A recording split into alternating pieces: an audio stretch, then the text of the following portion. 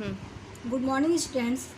आज हम पोपल मानक सचित्र हिंदी व्याकरण तथा रचना कक्षा 7 के प्रथम पाठ भाषा, बोली, लिपि और व्याकरण के बारे में अध्ययन करेंगे। कक्षा 6 में आपने पढ़ा कि भाषा क्या है। भाषा क्या है? वह भाषा वह माध्यम है जिसके द्वारा हम अपने भावों और विचारों को दूसरों तक पहुंचाते हैं और दूसरों के भावों और विचारों को ग्रहण करते हैं।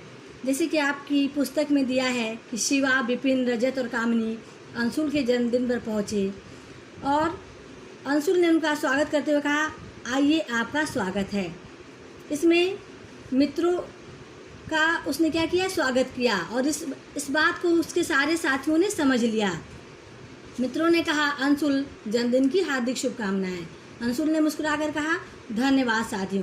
तो आपने क्या देखा कि जो उसके साथियों ने कहा उस बात को अंशुल समझ गया और अंशुल की बातों को उसके साथियों ने समझा।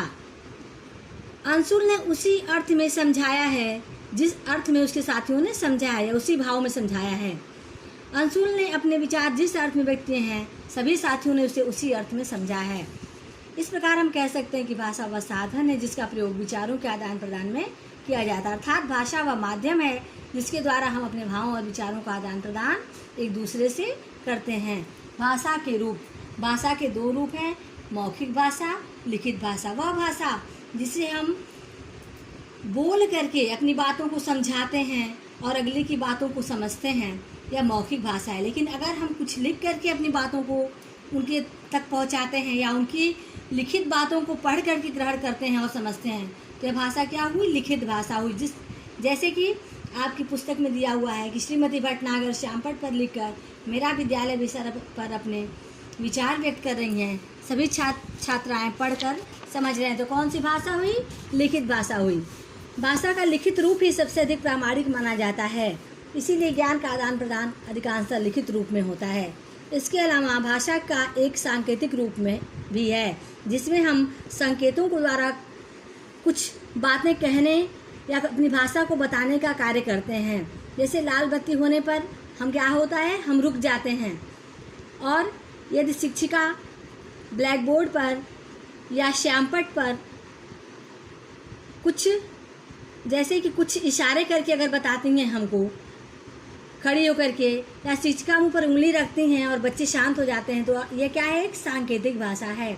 भाषा के अधिकांश विद्वान सांकेतिक भाषा के रूप को नहीं स्वीकार करते हैं क्योंकि संकेतों के माध्यम से हर बात को सही रूप से स्पष्ट किया नहीं जा सकता है और न ही ग्रहण किया जा सकता है। अगला आपका जो विचारणीय बिंदु है वह है मातृभाषा।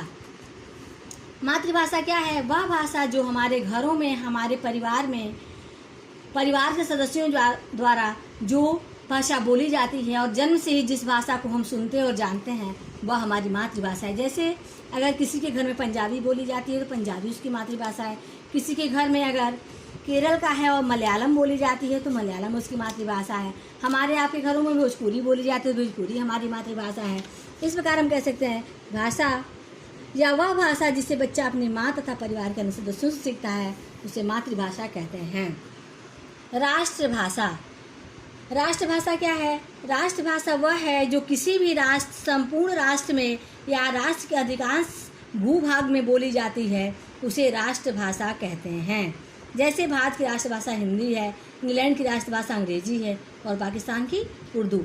आइए अब हम इसकी परिभाषा देखें। जिस भाषा का प्रयोग किसी राष्ट्र के अधिकांश भूभाग में अधिकांश जनता द्वारा किया जाता है वह उस राष्ट्र की राष्ट्रभाषा कहलाती है। कुछ देश और उनकी राष्ट्रभाषाएं यहाँ पे आपकी पुस्तक में देश है फ्रांस, राष्ट्रभाषा है फ्रेंच, फिर रूस रूसी, इटली इतालवी, जापान जापानी, जर्मनी जर्मन, अरब अरबी।